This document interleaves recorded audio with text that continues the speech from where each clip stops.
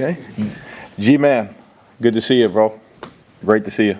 How did you challenge yourself, not only in the spring but in the offseason, to get better as a coordinator after having a really good year, and your defense getting better after having a really good statistical year? Yeah, I think a lot of it comes back to who you're around, and the one thing that Coach Rule does is he's always looking for an advantage. So going back and looking at the things that we need to work on was first and foremost, like taking the ball away, being better on third downs, getting some guys matched up better in the secondary.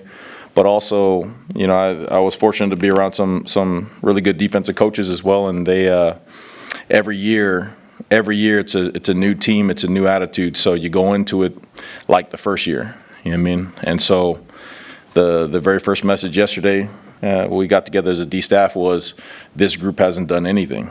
I haven't done anything. I'm gonna approach it like that. We're gonna move forward that way, and we got a lot to prove, and put that chip on our shoulder and let's roll. Obviously, John Butler has a really good resume, but besides that, when you talk through it with him, what made it feel like this fits really well? Yeah, he's again, his energy. When you see him, he's an old school Philly guy. So you're looking at him, and you don't know how he's going to come across, and all of a sudden he sits down with you, and it's like bam, bam, bam, bam. Don't stop me, let me go. So he's really what the guys need right now. In terms of energy, in terms of that fire. And then you sit down and you listen to him talk, and then you can see all of his experience come out, all the different techniques, all the things he had to do in the league, and the people he was around. And so I think Coach Rule, we during the summer break when all this stuff happened, we had gone through and had a list of guys, and we're talking to different guys, and then he brought the name up, and it was like, let's talk with him and all that stuff. And then immediately after talking to him the first time, I was like, Coach, he might be the dude. Advancing the football, keeping the guys on the same path of the NFL development, making sure that they're ready for the next level, and then keeping the standards high. So it was refreshing to be around him so far. How much of a challenge has it been for you since July 6th to get him ready? I mean, what kind of challenge is that? 25 days.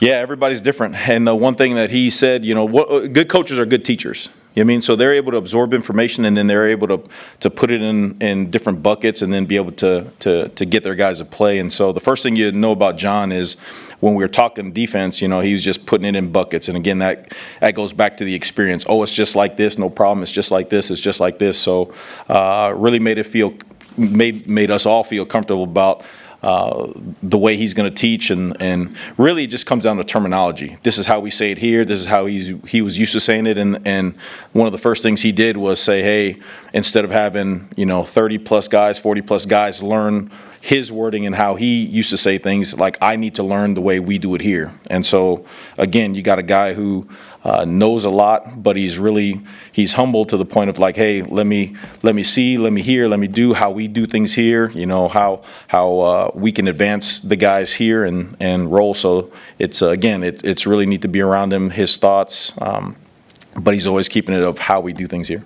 Hey Tony, you guys added Sierra Wright late. Obviously, a guy with a lot of experience. Mm-hmm. Where's he at kind of from what you've seen or heard early on, and how do you bring him along? Yeah, extremely talented. I mean, you watch him just naturally, and you can see why he was one of the top recruits in the country. Period. He's very athletic, very fluid in his hips. He's pretty smart as well. So again, it's just, you're trained a certain way at a different institution, and then you come over here and you realize things are vastly different. The standards are just different, and the way we do things on defense are just different than the way he was used to doing things. So that's our responsibility, to make sure that he understands that he's always held to that standard, and that he's putting it on the grass. Again, a lot of guys talk about it, but it's hard to not be a man of action when you're around Corey, when you're around Kristen, when you're around, especially now Coach Butler, myself, all the guys in the locker room, GIF. So he's a guy who we're counting on to make sure he knows what to do, how to do it, and then let him go and compete. The moment is past, but I know it's early, but how have you seen John interact with the guys at all, if at all? Butler? Yeah, sorry. Oh, same way. I mean, again, he's had a couple sit downs and with the guys in terms of the DBs, and his knowledge comes across right away, and so the guys know that he knows what he's talking about. So I think right now it's more so they know him football-wise. They know the X's and O's. They've seen the resume. Now it's more so building that chemistry with them, just off the grass, doing things like that, being around them so he knows. So things become instinctual. So that's what fall camp is for, right? I haven't checked into my dorm room yet, but coach is having us check in, and we are around the guys. And he the first thing he said was, "Hey, we're sleeping in the dorm, so no sneaking off anywhere, no nothing. We're held to the same standards as a player." So, but that's all for us being around the guys, so that way they know we're all in it as well. So. Nah, bro, not coordinated. I got my own room so far. So there's 2 beds in there, so I don't know if T Knight took the other one, so we'll see. But don't jinx me now like that. Don't jinx me. You get the upgrade to like the RA suite or something? Nah, bro. Nah, I got the 2 wooden beds. I'm gonna take a picture. It might be the same room as last year, so I don't know. I haven't checked in yet. So. You have a roommate last year? No, I did not. Luckily, but this is a new year and I ain't done nothing, so who knows? Who knows? Hey, Coach Will talked about how important it was in the spring for guys like Gifford and Ty, some of your leaders, that not be in playing every down so you build depth and whatever, but not just that, but to have the guys kind of think like coaches. Yep. How will that help in that development and then be a more player-led defense? Yeah, I mean, again, it's all perspective, right?